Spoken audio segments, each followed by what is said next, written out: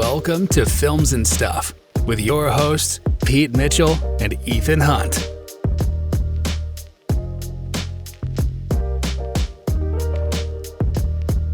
How do you approach it if someone asks you to be in this film? Oh man, I'd be all in all the time. Think about it this way. I'll tell you why. One, no matter what, you have to be, unless you're like one of those living actor legends, you'd be an idiot to turn down work at all. I'm just being pragmatic on that. Two, anyone who goes into a Marvel movie, 9 times out of 10, you're coming out of that movie with some level of recognition. Good or bad, you're coming out of it with some level of recognition. And 3, Marvel's gonna basically pay you to become fit, right? You basically get 9 months, no, think about it, right? And a wellness program that I don't need to pay for. You're using this as a wellness program. Right? You lose 30, 40 pounds, you put on 20 pounds of muscle, you look like a Greek god. Oh my God, don't get me started on movie title. Is there not someone who's like the head of like titles, movie titles, at whatever company put that out that said, hey, what kind of title is that? Tinker Tailor, what is it? It's Tinker Tailor. Tinker Tailor Soldier Spy. It's Come because on. those are, yeah, anyway, look, I don't want to get into it because... Why not just call it Soldier Spy? They should just call it Soldier Spy. Much easier. You know what's funny is the train went off the rails with John Wick Chapter 3 Parabellum. That title had a colon and a hyphen in it. They couldn't just call it John Wick Chapter 3 or John Wick Parabellum. I love grammar. What the hell? Punctuation. Any movie title that's got punctuation and a sequel name in there. I mean, what are you talking about? Just get on with it. Feel bad for the graphic designer. They're like, just fit this on a poster. Like, come on. What happened to Star Wars? Just 2 words. It's so much easier. Do you think, okay, so we both love the original Ghostbusters. Do you think this can be good? I mean, we'll see it, of course, but do you think it's going to be compelling? I'm scared, man. I'm really scared only because I'm still traumatized by the third Ghostbusters movie. But we'll see. It's got Reitman's son directing it. So there's a certain level of respect and homage to it, I'm sure. Well, here's the hot take I didn't expect today. Ghostbusters, the genesis of all disaster movies in New York? Because I have a hot take. Right. Or maybe not a hot take, a lukewarm take. I've got a slow take. Did you ever watch the Godzilla movies of the new ones? What I liked about that movie was that however long it was, let's say it was 2 hours long, okay? You didn't see Godzilla for the first hour of the movie. There was this one beautiful moment where like these group of paratroopers skydive out of an airplane with like flares on the way down and like in the lightning. I love that. Is that with like the green smoke? Is that with the green smoke? Yeah, the green smoke or the red smoke. And you see like, and then you see a lightning flash, and in that flash you see the silhouette. I love that scene. Right? That's an amazing scene. Yeah. I loved it. You really kept them hanging and like salivating for Godzilla.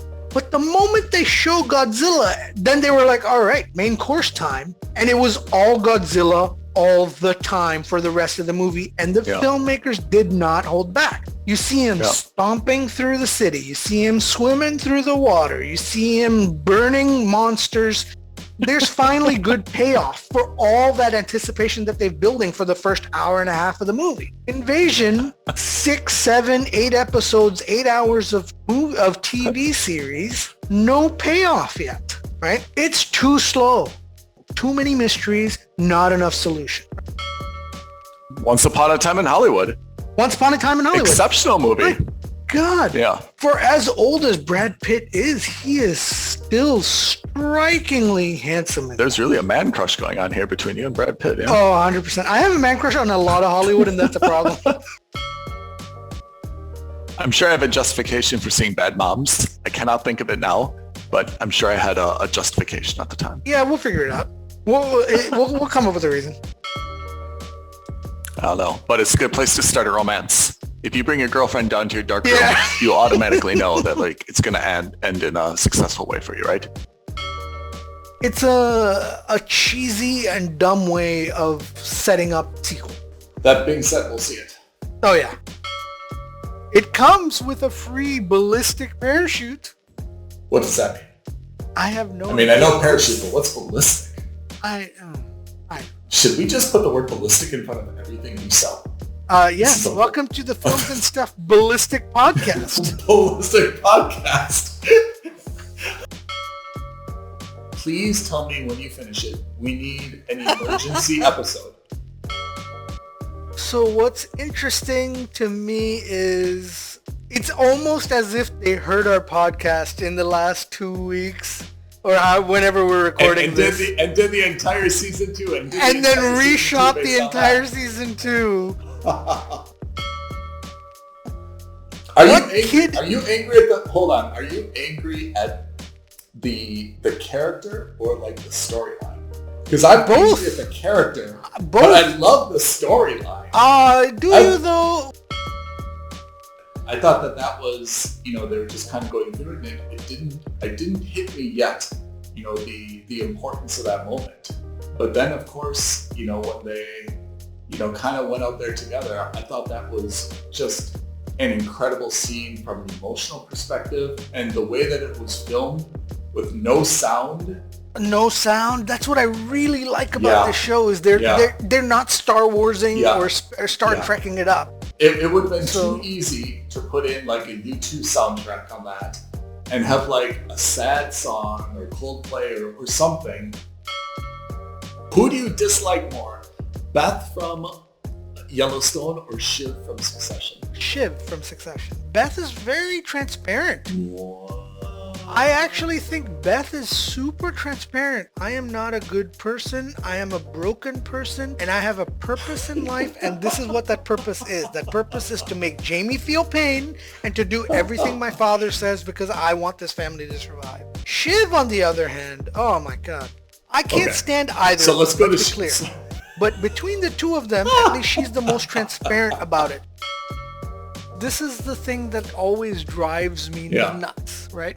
You're in a land where you don't have, faster than light travel. Yeah. You're riding on horseback, and you're going across like miles and miles of land that takes you days and days to travel, right? Yeah. But you can't spend 10 minutes on this horseback ride giving a little bit of exposition as to why the dragon is to be feared. A little bit of information goes a long way, and in all these shows, I like how you're approaching this like a leadership course. Yeah, but Pete, I like the way you manage. I like the way you manage your team. I absolutely want to be. I want you to be my supervisor one day because I think that you'd obviously clue me in into what's going on with organizational philosophy and internal changes.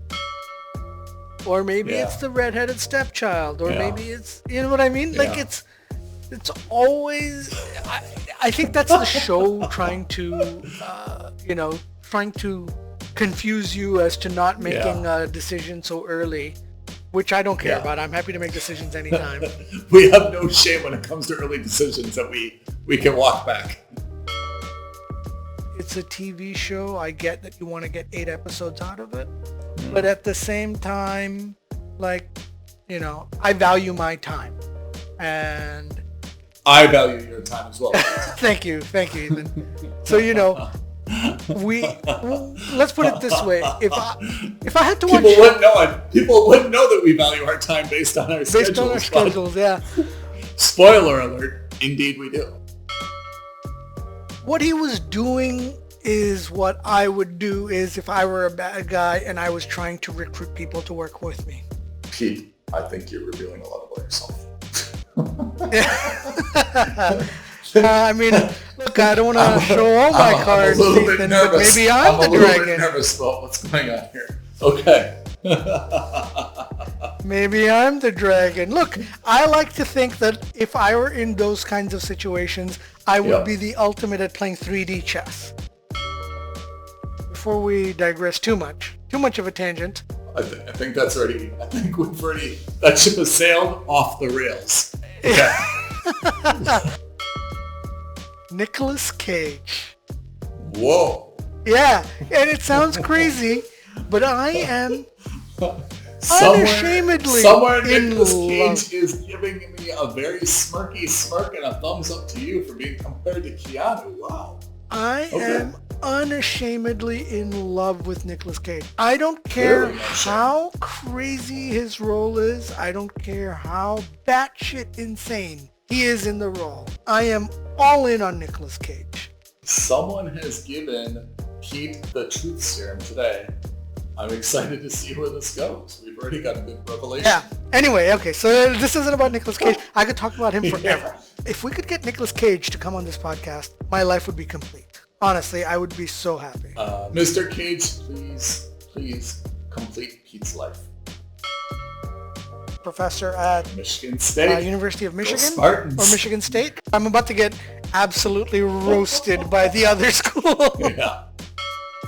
How could he not be in Red Notice? If they would have added him Oh my Red God! Notice, You're absolutely right. By the I way, am if there was a absolutely movie right. that he could cameo in, it would have been Red Notice. It would have been Red Notice. My God! And you know what? They'll probably add him to Red Notice too. Oh, I love it, man. Someone's gonna take that idea. Let's remember. Let's date stamp this because I feel like that's absolutely our idea.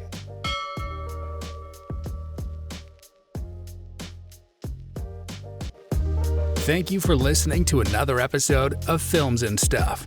If you haven't already, please subscribe and review on Apple Podcasts, Spotify, or wherever podcasts are downloaded. Films and Stuff. There is no substitute.